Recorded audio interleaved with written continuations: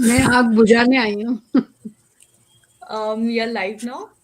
Hello, everyone. Thanks for joining us. I, Snigdha Basu, project lead of the Disobedient Women series at tellmeyourstory.biz, welcome you to the second episode of our talk series. I'm privileged to have with us Kiran Manral, Deepali Naair, and Pooja Priyamvada this evening to talk about female surveillance in social media. Tellmeyourstory.biz calls for submissions on the story from disobedient women. Other than that, registrations are also open for the writing program season 5 in association with Rupa Publications. Let me begin today's session by introducing the panelists. This evening we have amongst us Kiran Manral. Kiran is an Indian author, TEDx speaker, columnist, mentor, and feminist. She has written books across genres in both fiction and non-fiction. Her books include The Reluctant Detective, Once Upon a Crush, All Abroad, Karmic Kids, A Boy's Guide to Growing Up, The Face at the Window, Presumed Dead, and The Party Mother, among many others. Welcome, ma'am. Thank you so much for inviting me. We also have with us Pooja Priyamvada. Pooja is an author, columnist, translator, online content and social media consultant, and a poet. She is academic director at International Institute of Mass Media, Delhi. She has translated A Night in the Hills, a collection of short stories by Manav Kaul, and Caregiver's Handbook for Down Syndrome. Her ebooks Mental Health A Primer, Lessons for Life from Death, Papa and I, and translation of Land of Ghosts, Iceland are available on Amazon Kindle. Welcome, ma'am. Thank you, Snigdha. We are also thrilled to have with us Deepali Naair. Deepali is responsible for driving all marketing and brand initiatives, customer relationship management, and execution for IBM India and South Asia. Deepali also runs a podcast on Avaz.com. She is the first Indian women podcaster in the mainstream leadership domain, where she chronicles the leadership and transformation journeys of acclaimed CEOs through her podcast, Being CEO with Deepali Nair. Welcome, ma'am. Thank you, Snigdha. So, in today's session, we will be looking at female surveillance in social media, the power of social media to influence gender norms both towards greater equality and reinforcing discriminatory attitudes and behavior has long been recognized. And with that, now I would like to welcome our speakers to reflect on their social media presence and whether, as women and professionals, they think their voice has been supported in this space. Anyone may begin. Dipali, you go first since you're the Oh, latest entrant on Twitter. okay. So, as a professional, and I am. I mean, that's the larger part of my self identity. I don't look at myself with a gender lens, and my social media presence on Twitter, and Kiran just mentioned that, and LinkedIn, I think would have been a voice of any gender. It doesn't matter whether that person had to be a man or a woman. Yes, I'm a very big supporter of DNI and diversity and inclusion initiatives, women leadership, and I make points on that. I have a voice on that. But I genuinely think that, that could have been the voice of any leader, male leader or a female leader, you know. And especially, when I look at IBM, which is a huge, leader in the DNI space, I think anybody from IBM would have said the same things that I've been saying, on social media. Now, but there's one element that I want to want to talk about. Social media does give me an opportunity to talk about a variety of things which are dissimilar to each other. There is no reason, for example, that I on one side talk about DNI, on the other side I talk about recycling. Okay. And I talk about digital marketing, of course. I talk about design and innovation. I talk about financial inclusion for women, uh, you know uh, good parenting, and that is where I think that I get adequate number of people who correlate to those issues and topics, and are able to, let's say, support me. I think that's the word I would use. And I think that, Snigdha, is really the introduction of what I do on social media and how I really look at my own presence on social media. Pooja, ma'am, would you like to add something? My tryst with social media is really long. So I feel like a grandmother there. I've been there for almost 1.5 decade, and I started blogging. So that was my first, foray. And trust you me, the first time I incurred trolling and all of that was during my when I used to write blogs. So it began there. Now that I write about things like gender, mental health, I speak about issues that are not spoken about in India. For instance, the orgasm gap, for instance, menstruation, for instance, surrogacy. So that is my voice. And I think my voice particularly is important because I am multilingual. I I speak about all of these in at least three languages: Hindi, English, Punjabi. And that has made me interact with a lot of diverse audience, but that has also made me like a target painted on myself uh, from all those quarters. So that has been my experience, but yes, it has been enriching in many, many ways. Um, So, yeah, I'm Kiran, back. yeah. I'm sorry, I got locked off for a moment. And yeah, we were talking about social media presence. I think, Pooja, I've been around for a while. It was back when the dinosaurs were roaming the earth. And, I think perhaps even earlier when our ancestors were climbing out of the swamp and becoming amphibious. So I was a blogger back when we didn't even know about blogging in India. Blogging wasn't even a term. I became a mommy blogger back then. I began writing content from online sites when we had the first .com boom. This was way back in the early 2000s. I had a firm doing online content back then.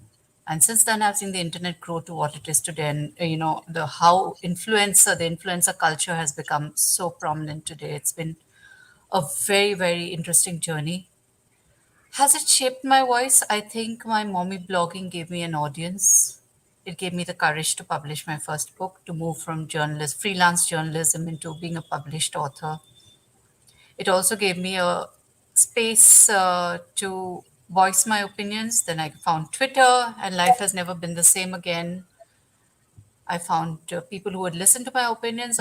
I also found people who were very happy to diss my opinions, and it's been a great journey, Snigdha. It's been as the panelist says, it's live and learn. Thank you, ma'am. So I would like to address my next question to all the panelists. So the recently the film Spider-Man: No Way Home reiterated that with great power comes great responsibility. Given that social media is immensely powerful, how do you rate the medium on the basis of responsible behavior, especially in favor of women? Who would you like to go first, Snigdha? You need to point us out one by one. Yeah. Yeah. You Snigdha, need to who would point you us like to out. go first? Hmm?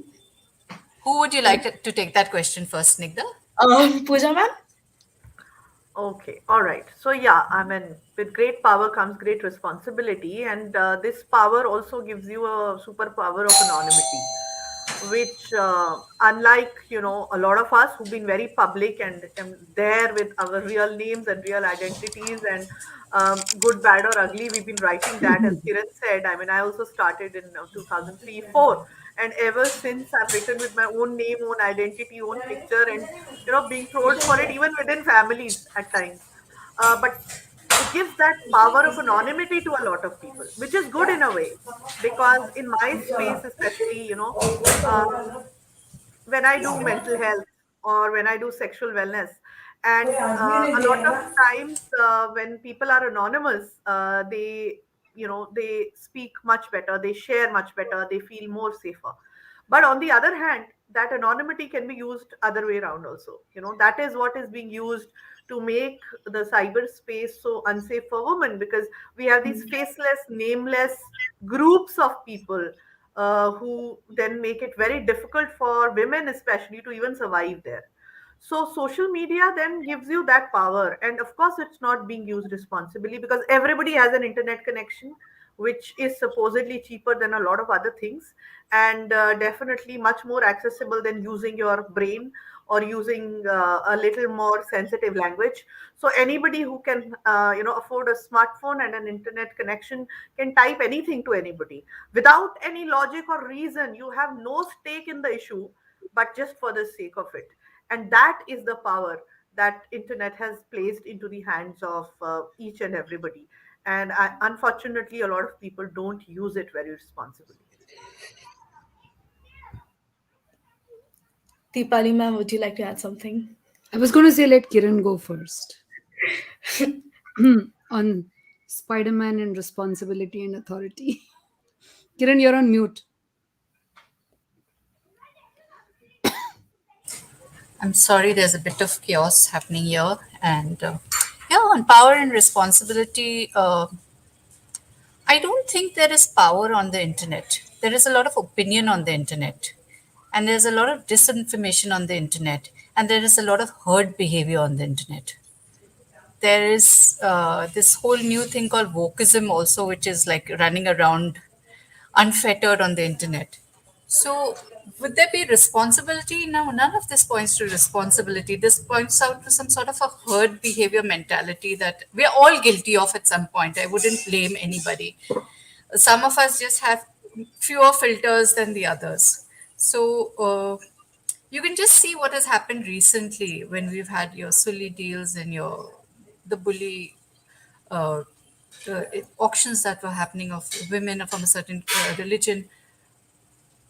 There is no fear of reprisal. There is no fear that anything that I will do on the internet will have me hauled up. There's no fear of the consequences. The assumption is that because I am here anonymous, I can get away with it. And that lack of fear, that lack of filter, that is where the responsibility gets totally erased. There was a very interesting experiment where there was a celebrity who was being incessantly trolled. And I think it was BBC, I'm not sure which news channel it was. They called all the people who were trolling her, very vicious trolling, to sit in front of her and read out the comments they had made to her. They couldn't do it. They were embarrassed. Some of them were even tearful. They couldn't read out what they had typed. So the screen becomes your invisibility cloak, so to say. Sorry to mix up my superheroes. So I go to Harry Potter here. The screen becomes an invisibility cloak, and that sort of gives them that power that they assume they have. As somebody who's using the internet, I think everybody, when you get into the pond, you have to swim with the alligators. So there'll be the alligators, there'll be the dolphins, there'll be the lovely fish. So the entire gamut of the aquarium is there, and you just have to learn to deal with it the best way you can. I'm Kiran and Pooja. I'm tempted to wear my marketeer's hat, here and say this that if you were to demystify this, every person is a slave of their own timelines, you know, and that's not just on social media. So, if I'm watching home decor videos or quiz shows and recycling and meditation, then that's what is getting fed to me all the time. And life seems very good, you know and on Twitter I am I do not follow politicians, for example, and my timeline is quite hunky and dory because I choose to have that timeline, right? On Instagram I follow Bollywood celebrities and fashion and jewelry, so that's what I kind of get to see there. But I'm just saying that I think therefore every individual is becoming like a micro segment, and there are people who will continue to believe that all is well and things are good because they don't experience it on a daily basis, and they don't experience it on their timelines. They don't experience it on their Facebook timelines or on their Twitter timelines. They actually get to know about all these things because these days what's happening on Twitter and on social media is getting reported on television. you know so that's one thing that I want to say. So I'm aware there is fake news. I'm aware of cat fights between celebrities or politicians or serious issues like the ones that you were talking about, Kiran, right? But interestingly, it is coming to us getting reported in newspapers and television channels. Now, as far as the whole responsibility goes, and therefore anonymity or not, uh, But I find, for example, even television channels to be equally irresponsible, in terms of the statements that get made. And for a long time, we've known about propaganda and how it actually changes the mindset of a whole, nation. So, I'm tempted to go back to the age old debate, which I've been seeing for 30 years, which is all media needs to be responsible. And if I just take women, since we are talking about women today, I think our movies need to, I mean, age old, our movies need to show women in good light and not objectify them. That stands true even now. Okay, that has not changed. Our TV serials need to celebrate women and not show them as women who, look like film stars when they get out of, the bed early in the morning. Okay. We need to celebrate, strong women role models. And we've just done a study, which says that even now, whether corporate or entrepreneurs or, authors, such as both of you, they need to be celebrated for the role models that they're setting up, but that's not happening. So I just feel it's not just social media. I mean, if I'm sounding like a cynic just now, it's because I'm saying it's happening everywhere. That we are not positioning women well, we are not standing for the right values, and all, as I call it, that Sunsony Cage headline, you know, is getting written everywhere. And people are victims of the Sunsony Cage headlines and Sunsony Cage news, be it on social media or television channels. I mean, that's the way I think about it. Thank you, ma'am. So, Kiran, ma'am, and Pooja, ma'am, you were talking about anonymity. And my next question is in continuation. So, women, including trans women and gender non-conforming individuals, they often go anonymous online as form of protection to avoid cyberbullying and harassment. And this, I think, goes back to the time when George Eliot used a pseudonym. Anonymity then equals protection. What do you think?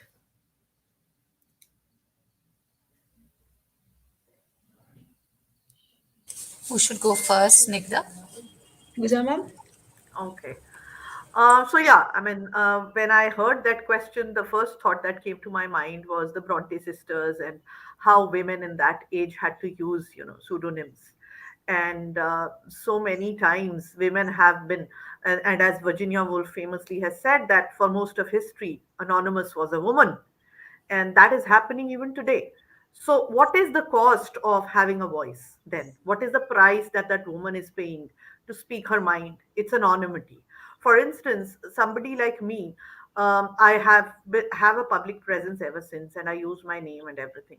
But then even I have to be very careful as a single parent, and how much do I reveal about my family, or will this information or this identification lead somebody to my child? Because I know that, and we've seen those instances where it's not just the woman being, questioned for what she says or what she doesn't say, but it gets very dirty.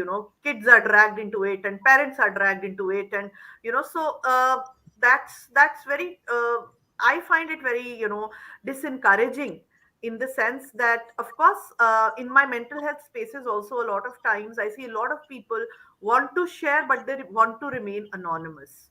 So, in a way, I feel the purpose of sharing a lived experience or the purpose of diversity gets defeated when you erase the identity of the person from their narrative.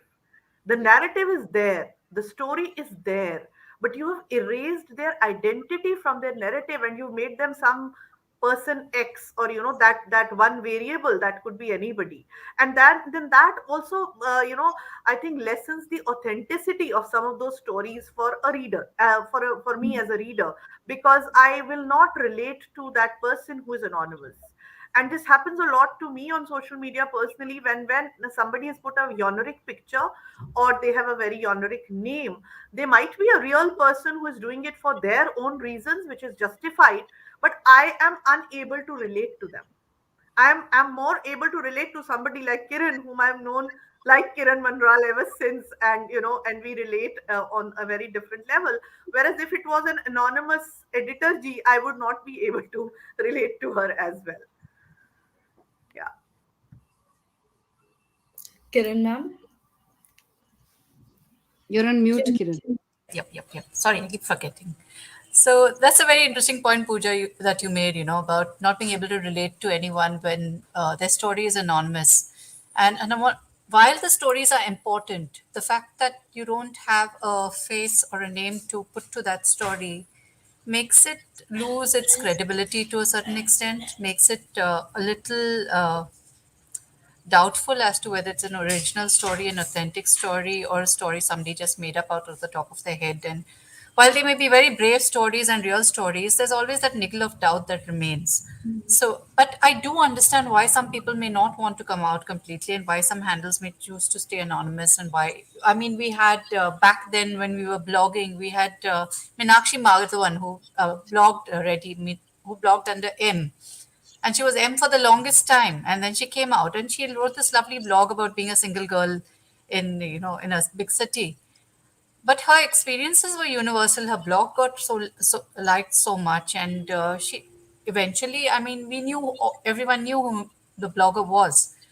But there are different issues. There are safety issues when you talk about trans women, when you talk about LGBTQ, and family issues, and you completely get why they may want to be protected and why they may want to keep their identity a secret. To each their own. I think as long as there is the courage to share your story, whatever is comfortable for the person concerned, that should be what it is. And if they choose to stay anonymous, that anonymity needs to be respected. It needs to be upheld by anyone who knows their identity. There is too much of a craze to out people behind certain handles. If they are people who are, doing something negative and trolling and doing stuff that they shouldn't be doing, like what happened recently, I'm all for the outing of that. But if there are people in difficult situations who are being anonymous and who are trying to protect themselves, I think we all should, as people on the internet, on social media, respect their need for anonymity and let it be that way. Thank you, ma'am. My next question is to Kiran, ma'am. So, do you think increased surveillance of women in social media can result in repressive activities? Do you think it has resulted in gendered barriers in this space as well? I read somewhere that a woman with an opinion is the mini skirt of the internet. So she's bound to get attention, wanted or unwanted. I mean, it's a very gendered example of something that happens to a specific gender, which is why I use it. Women are not supposed to have opinions, not strong opinions, and they're not supposed to voice them. Okay. So, what happens when women do speak out?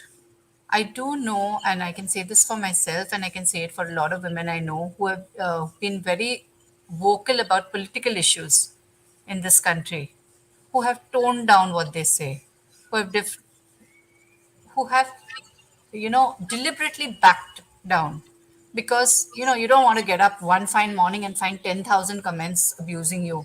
It's like they get up and it's a tweet that was made some many months ago, suddenly jag utha insan, and there's a whole barrage in your mentions, and you wonder what happened. Why did they wake up all of a sudden? And to face this incessantly, like some of our female journalists face, and the names that I'm not going to mention, but the kind of relentless abuse that you face is very difficult for anyone's mental health. And while some people may say if you're in the kitchen, you have to face the fire, we don't see the male journalists getting the same kind of trolling, and that is very clear. Gendered abuse is very, very definitely skewed.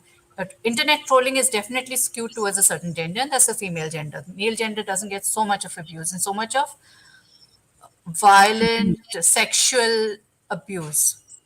So a lot of women, I think, have chosen not to be too vocal on social media, and also it's not a very nice place to be in when mentally. Pooja's more equipped to talk about that than me. For a sense of self-preservation, I say do what it takes to keep yourself happy and at peace and in calm, definitely in these COVID times. when we're already struggling with so much. We're going through a pandemic. We just should commend ourselves for going through these 2 years. And if it keeps you happy, then I think if women choose to step back and to not engage and to, uh, think twice before they tweet anything, more power to them, whatever they choose to do. Deepali ma'am, would you like to add something? So, I think it's okay to hold back if you wish to. And I agree with Kiran over there, but I want to add something there. You know, when it comes to minority communities, and I'll take the example of a women because, there are studies which have, already been done. Women are prone to holding back and are less opinionated in general, or at least hold back. And I think this is happens in our society, and I always refer this book Lean In by Sheryl Sandberg. It got written 8 years ago. It explains this behavior in the US, and when I read the book I felt, that it's the same thing absolutely in India. So the issues are the same, so if they hold back in real life, they hold back in a conference room, they hold back at work, and they will hold back perhaps in social media too. So uh, the question of whether holding back is because of their nature or whether it is on account of abuse doesn't even come to my mind, because I do think they hold back, you know uh, of course I think if anybody is aware and has happened to a friend, then that person becomes doubly cautious. वो बोलते हैं ना कि दूध का जला छाछ भी फूक फूक कर पीता है, right? So obviously, the word of caution comes in. The fear of criticism, forget even being trolled or abused, the fear of criticism, fear of being misunderstood, that itself I think makes people hold back in real life and on social media. However, simultaneously I want to say this: there are women who I come across who have a voice, they stand for some causes, and yet do not come across as opinionated. And perhaps they've never gotten trolled either, because their voice is based on data, it's based on facts. It's a good voice. It demonstrates action, behind their voice. It's not just an empty voice which sways like a pendulum, one way or the other. And for some reason, it's the business leaders which come to my mind, and it's for example, I am great admirer of Radhika Gupta of Edelweiss, right? She, I think, has got a very, very balanced voice. Sheryl Sandberg herself, you know and some of the male leaders also, for example, Anand Mahindra, in India. So I feel that it is possible over a long period of time, to have that voice. And if you are an influencer, if you are somebody in your real life, then I think use that voice on social media even more responsibly. But yes, to answer your question, Snigdha, women and minority communities do hold back, not just for fear of abuse, but even for the fear of being misunderstood and being criticized. Thank you, ma'am. So my next question is in continuation, and it's to Dipali, ma'am. Uh, while some confront these barriers head on, others do so more quietly, and the two different approaches can result in a division amongst women themselves. As a result, some may seem and be categorized as passive. Do you think such a distinction is fair? Do you believe there is a right and a wrong way of challenging these barriers? There is a my way of doing thing and there is a Kiran way of doing things. And Kiran and I are on some, common groups, right? And Kiran might want me to be more vocal, and I might want Kiran to be more non-vocal, right? But I think it's just a personal way of doing things. But let me just share with you what I think. I don't think it makes a difference whether you talk or you do not talk on social media. You know, I think the difference is whether you act on it or not, whether you move the needle in real life or not. Yes, there is a right way of challenging these barriers, and that's what I want to subscribe to. So to me it does not matter that you are exchanging tweets on a certain issue, and that you've been very, very vocal today. I don't think that matters. And there are topics that one can relate to, where I have seen that there are people who will make a lot of noise, but there'll be no action about it later on. Whereas Yeah. I feel that there needs to be, action. Can you rally more people to your point of view? Okay, can you rally a community? uh, can you make three more people see your point of view in real life, and there, can you put a group together, for let's take recycling as a cause? Or maybe, Kiran, let's talk about the fact that we all felt that women need to have better representation in panels, and you are seeing a lot of what we call manels around it, right? Now you can make a lot of noise on social media about it, but I don't think that makes a difference, because I've been seeing no manel, social media chatter for 2 years now. Okay, but I think what makes a difference is some action behind it. For example, I think somebody reached out to me yesterday and said, "Can you please suggest a woman with a banking background to be on this panel? We are not able to find, or somebody with a fintech experience, And I'm able to connect the dots, and I'm able to find a woman who's also willing to spend time being on that panel and is not going to, let them down last minute. That is, it works both ways, right? Now, I don't need to put this on Twitter, and I don't need to put this on WhatsApp group, but I feel satisfied that I moved the needle for at least two more panels. I think so. To me, it's about that. It doesn't matter to me whether I put it out on Twitter or on social media or somebody else does it or not. Will you really move the needle? And I've interviewed Radhika in my podcast, and she's a woman who will do these things inside her organization. I believe very strongly in women coming back to work and financial inclusion. In my lifetime, I may not have done it for thousands of women, but I can count 20 women who I have brought back from their sabbaticals and helped them resettle back into corporate life, or made them feel financial independent, or how many younger women who just think of nothing, leaving their jobs and going to get married, and stopping to have a corporate career. When I talk to them about how important it is for a woman to be financially independent, I think it's this that really matters to me, which is that, are you looking to make a change, or are you looking to make noise? And I think that's a question I want everybody to ask. Kiran ma'am, Pooja ma'am, would you like to add something? Pooja, I think you go first. Yeah. So, yeah, I agree with what Dipali said, that ultimately, it matters that what change did you actually make.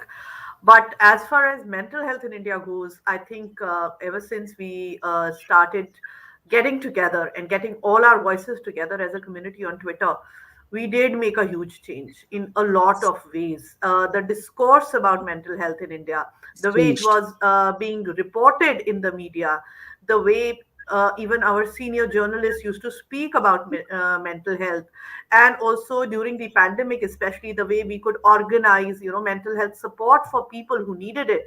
I don't think we could have done it without social media or without those Twitter lists or groups or so in a way, yes, social media, you don't need to put everything out on social And media. and Pooja, let me interrupt here. Even the help that people received on account of the pandemic, you Yeah, know, I think social media has done an incredible job, yeah, over there. And Kiran knows I admire her for the work that she's done during the pandemic in terms of, yeah, connecting people to resources. Sorry to, interrupt you, but I wanted to say not yeah. just mental health, but even otherwise. Yes, of course. So, then I would say that social media is like, a knife or a sword, on how you use it is very, very important.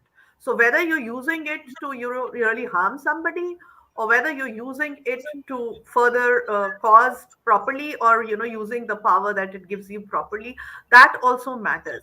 So, for me, when I speak, every time I write about the hashtag mental health or mental health matters, and every time we connect as a community and I tag my people on mental health community in India, we are creating noise, but it is meaningful noise. So every noise is not nonsense noise. Some of that noise is good, and that noise has done a lot of our causes a lot of good as well. But yes, again, as a woman, I understand that when we are creating that noise, we are again putting ourselves in front of a crowd to to be, demolished, to be, it's like painting a target on yourself and saying ke aao mujhe maro. It's literally that at times, but I think that's the price we pay for having a voice and feeling so passionately about some things that we do feel passionately about. Super. So let me talk about Child Sexual Abuse Awareness Month, which we did around many years ago. This was an initiative, and also Violence Against Women Awareness Month. We did these two awareness initiatives, which ran for around 4 to 5 years. I'm sorry, my cook is here and she's burning something terribly. And when we did the first year of the Child Sexual Abuse Awareness Month, we got trolled mercilessly. This doesn't happen in India. You're putting ideas in people's head. You're promoting child pornography because we were putting out survivor stories. These were the things that we were confronted with. But by the third year, the kind of response and the initiative and the engagement that this was getting, and the kind of stories that were coming in, and I think I would like to think we helped a lot of people in this 4 5 years that we were there doing this work. So yes, we did create a hell of a lot of noise for those months, April and October. But they were something, it was noise that was important. Dipali says, and Pooja as well, it's very important to distinguish between constructive noise and noise for the sake of noise. If you go onto social media like Twitter, there is a lot of noise for the sake of noise. For now, for the last few days, the only thing on Twitter has been what I mean, something about there's a flame that's being shifted, there's a song that's being played. There are little issues which are being built. I mean, the flame being shifted is an important one. But one issue gets picked up for the day, then it gets amplified and it gets talked about, but the other issues just fall to the wayside. There are more important issues that happen. And what happens is when we choose to focus all our energies on one topic which everybody starts talking about, there are other things that need the attention that we don't talk about, which others may not have heard. uh, so yes, we need to make noise, but we need to think about what are we putting and how we can action that noise, as Ipali said very rightly. There needs it shouldn't be noise for the sake of it. It should be actionable, and figure out what is important to you. If you're putting out a tweet for some to get attention, are you putting out a tweet to get a response? Are you putting out a tweet to get your likes and for it to go viral? Fine. If you're clear in your head about what you're putting your thing out for, fine, no issues. If you're putting out a tweet to create awareness about something and to generate some type of you know to create momentum and to get an issue resolved or to get something done, it's a double-edged sword, as Pooja said. Use it wisely. Thank you for sharing your thoughts. So our discussion, it was largely based on the issues that women face and the exposure to negativity in online space. And while it's a curse, this space can also provide exposure and networks to professionals. While something good can come out of it, it's also not uncommon for women to face unprofessionalism and unsolicited advances in such spaces. So my final question to the speakers is: do you think something can really be done regarding this? What do you think? Well, let me go first on this one. I think with an intention, to act, everything can happen. So, can you make it safer? Yes. Can like-minded women come together to support each other? Yes, and we do. You know, I've found such brilliant friends on Twitter. And both men and women who support minority communities, and that's been brilliant. But can you ever guarantee 100% safety to a child or to a woman or even to a man? Whether it's a physical space or a social media space, you can't. Uh, and Pooja, to your point, I consider virtual abuse, mental abuse, or physical abuse very similar. And thanks for speaking up about it. But let's be realistic. Are these spaces that we're discussing largely unsafe, or are they largely safe? I think that's where that whole 80-20 rule needs to come in, which is to say that, is gaming largely bad for children? Is social media largely bad for women? Is social media largely bad for minority communities? If not, then you can then look at, okay, saying how should one keep ourselves safe, that 20%, or how do you support the people who want to be safe. However, there's one thing that I feel strongly about, and I will voice it today, through your channel, that and that is the issue of children, and I feel strongly about it. Like, we all feel strongly about certain subjects, right? We won't leave our children unattended in an unknown physical space, right? We won't. Similarly, I think that's where I think caution needs to prevail when it comes to exposing children on social media. I do think that some of our influencers need to be cautious about how they bring in their children in their timelines. You know, I also think we need to display responsible behavior towards our children. Children mimic parents' behavior. Hence, as a family, are you obsessed about social media? Are you obsessed about popularity on social media? Your children will just take cues from that. And I don't think that's great upbringing. And Kiran, I'm speaking to you. I know when you are really the parenting expert, it's just that I feel very strongly about it. And I mean, just the unhealthy balance of screen time, if nothing else, and your children are supposed to, will display that same skew. So when you ask me this question about minorities and women, I think they're adults. I think they can take care of themselves. I feel far more strongly about, children being on social media, and that we as parents, adults, need to make this a better place for them. And if we can't, then I think we should let them stay away. Thank you, ma'am. Kiran, ma'am, would you like to add something to that? I think Yeah, Kiran. Dipali, I get. Yeah, can you hear me? Yeah. So I Yes, we completely can. get your point, Dipali. I was one of the earliest mommy bloggers, so to speak, and I've done all the sins, cardinal sins that you have mentioned, and I've learned from my lesson. I stopped my blog when he was 10, and I don't tweet about him or post about him without his permission now. So Yes, since he was 10, he's 18 now. I have not been speaking about him or tweeting about him. And it's very clear that he lets me know. I mean, now I don't even get photographs of him to post. I have to okay everything before I put anything. And I don't, it's very rare. But I see a worrying trend, and which I have hadn't done as a my parenting blog was primarily anecdotal. I see performance now. I see a lot of parents pushing their children into performance for social media, yeah, which I find, as Dipali said, scary because you get hooked on the likes and the virality, and this kind of becomes a vicious cycle for the child because you're judging yourself primarily on how many likes you got for this, how many views did this video get, how did this reel do. That's not something a child should go into right now. So why I'm sure parents know. I mean, each parent their own, and who am I to tell anybody how to parent their child?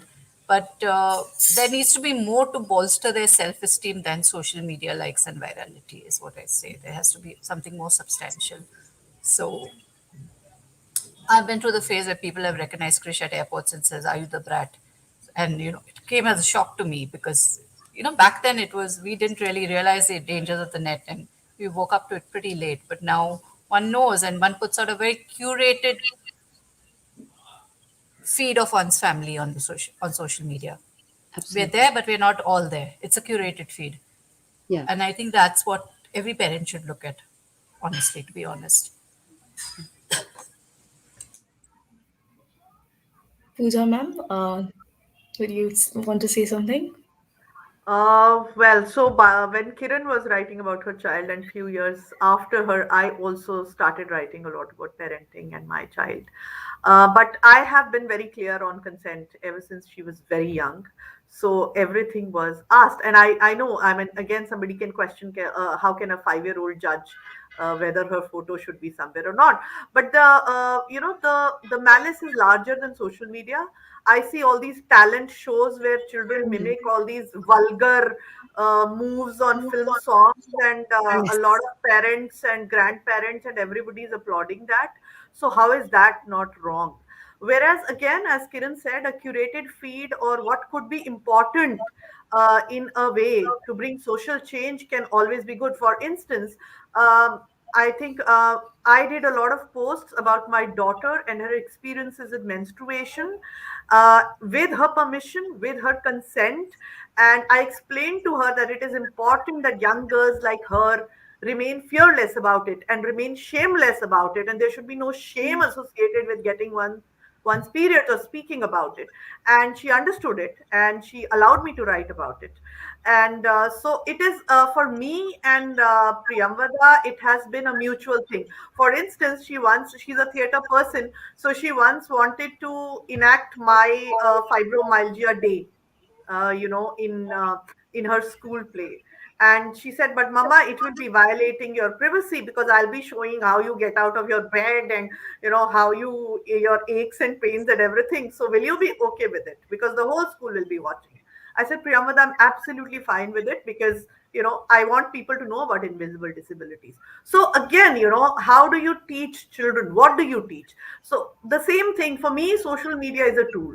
How well we are using it, how well we are using the internet. For instance, my child is a lot on screens. She reads. She had an internship when she's 12.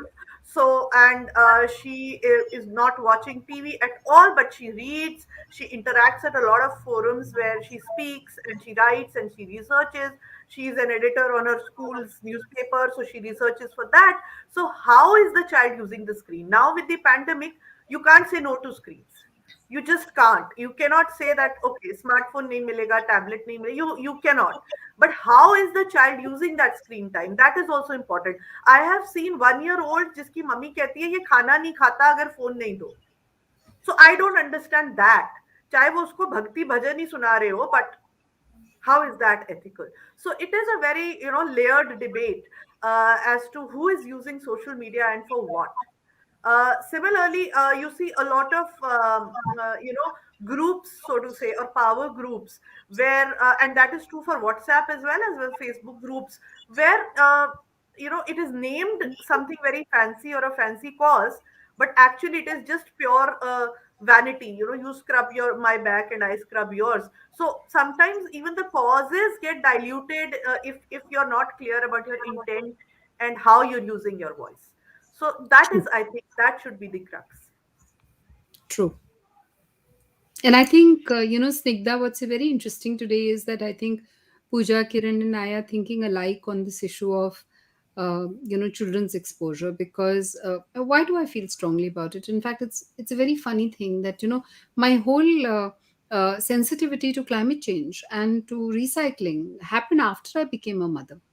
You know, uh, because it was about what kind of a world am I going to leave behind for my child, as small and selfish a thought as that, right? So I think that's what I want to do. I just want to make the whole technology, virtual and metaverse is coming, and it's going to have a very, very different psychological impact on the way we live our lives, and especially the younger generations, and what the children are going to experience. As it is, I think the 2 year of pandemic is going to have a I mean, I am expecting it to be more negative than positive, but far more negative impact in the way they socially bond with each other, and the generations going to bond with each other, and uh, so I just feel that I think when we're looking at this whole lens for minorities and for women, if you had actually organized a panel discussion on, for children, I would have been perhaps far more vocal, and because I feel so strongly about that. Thank you, Dipali ma'am. Thank you, everyone, for sharing your thoughts. And I agree, social media has had a transformative impact on how people live, work, and engage today. However, it can be a double edged sword. While on theory, it can look as if this space is neutral, we know the reality is far from it. To improve women's representation on social media, it is crucial that we create a safe and trustworthy virtual environment that ensures privacy and freedom from online abuse. So, I would like to thank all our speakers today. It was a pleasure to listen to you all. And with that, we will be wrapping today's session. Thanks for joining. Stay tuned for our next episode on Portrait of Women as Vamps Across Media. A reminder that TellMeYourStory.biz calls for submissions on the story from disobedient women. Other than that, registrations are also open for the writing program season 5 in association with Rupa Publications. Till then, stay well, stay safe, stay together, though distanced. Good night.